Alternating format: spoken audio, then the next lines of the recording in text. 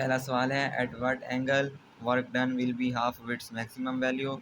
तो इसका जवाब है cos 60, क्योंकि cos 60 जो होता है 1/2 या 0.5 के इक्वल होता है और ये हाफ को रिप्रेजेंट कर रहा है। देखें अगला सवाल है a man pushes a wall with 50 Newton and it displaces it zero, his work is. देखें अगर हम बात करें तो ये वर्क होता है FD। जब डिस्प्लेसमेंट नहीं है, वो कह रहे हैं इट डिस्प्लेसेस इट ज़ीरो, जब डिस्प्लेसमेंट की वैल्यू ज़ीरो हो जाएगी तो वर्क भी ज़ीरो हो जाएगा, तो हम कहते हैं no work. If a mass of 5 kg is lifted up to 5 metre height, what will be the work done against the gravitational field. तो ग्रेविटेशनल फील्ड के वर्क अगेंस्ट जो भी वर्क होता है वो mgh के इक्वल होता है। m यहाँ पे कितना बता रहे हैं 5, और हाइट कितनी है वो भी 5 है। 5 को 5 से मल्टीप्लाई करो 25 आ जाता है। 25 को आप 9.8 से जब मल्टीप्लाई करो तो ये आ जाता है 245 जूल। अगला सवाल है A person walks 2 meter with acceleration of 5 meter per second, holding an object of 2 kg. The net work done on the object, net work done calculate करना है। तो हमें पता है वर्क डन क्या होता है, एफ डी होता है। और अब इसकी जगह एफ की जगह हम क्या पुट कर देंगे, एफ की वैल्यू पुट कर देंगे, मतलब एम जी डी पुट करेंगे और ये आ जाएगा 20 जूल। अगला सवाल है अ फोर्स ऑफ 3i, मतलब ये वेक्टर्स यूनिट वेक्टर्स को शो कर रहे हैं 3i 2j + 4k newton gives displacement of 10j metre, the work done. देखें अगर हम i की बात करें तो i का इधर का यूनिट वेक्टर नहीं है। k के बारे में बात करें, k का भी इधर यूनिट वेक्टर नहीं है, j का है। तो हम इसको सिर्फ j वाले को ही आपस में क्या कर देंगे, मल्टीप्लाई कर देंगे।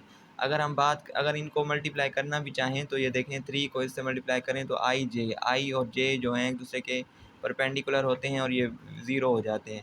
अगर हम बात करें 2j मल्टीप्लाई 10j तो ये हो जाएंगे j मल्टीप्लाई j आपस में यूनिट वेक्टर हैं, ये हो जाते हैं 1 के इक्वल हो जाते हैं, और 2 10 दूनी 20 हो जाता है, और ये 20 आ गया है जूल। अगला सवाल है body travels a displacement of 10 metre by a force of 5 newton, if work done is 25 joule, then the angle between F and D. देखें अगर हम बात करें ये होता है FD cos थीटा वर्क होता है, वर्क इज इक्वल होता है FD cos थीटा। वो कह रहे हैं कि अगर हम बात करें यहाँ पे देखें फोर्स कितनी है 5 न्यूटन, डिस्प्लेसमेंट कितना है 10 न्यूटन, और एंगल हमने बताना था। अगर हम इसकी बात करें तो ये देखें ये 10 को 5 से मल्टीप्लाई करें तो ये 50 आ रहा है, लेकिन उन्होंने गिवन कंडीशन में क्या बताया कि वर्क डन इज़ 25। अब हमें क्या करना पड़ेगा, उन्होंने खुद बता दिया कि वर्क डन जो है वो कितना है भाई 25 है, तो इसका मतलब है एंगल, अब ये तो 50 आ रहा है तो इसको हम क्या करेंगे, हाफ़ करेंगे। हाफ़ करने के लिए यहाँ पे एंगल कौन सा होना चाहिए, 60 होना चाहिए। आपको पता है कि cos 60 जो होता है 1/2 के इक्वल होता है, तो यहाँ पे cos 60 की जगह cos इसकी थीटा की जगह हम लगा देंगे 60। जब 60 लगाएंगे तो यहाँ 0.5 आ जाएगा, 0.5 को 50 से मल्टीप्लाई करो तो ये जवाब आता है 25 जूल, क्योंकि उन्होंने वर्क बताया है वर्क डन इज़ 25 जूल, तो फिर एंगल बताएं।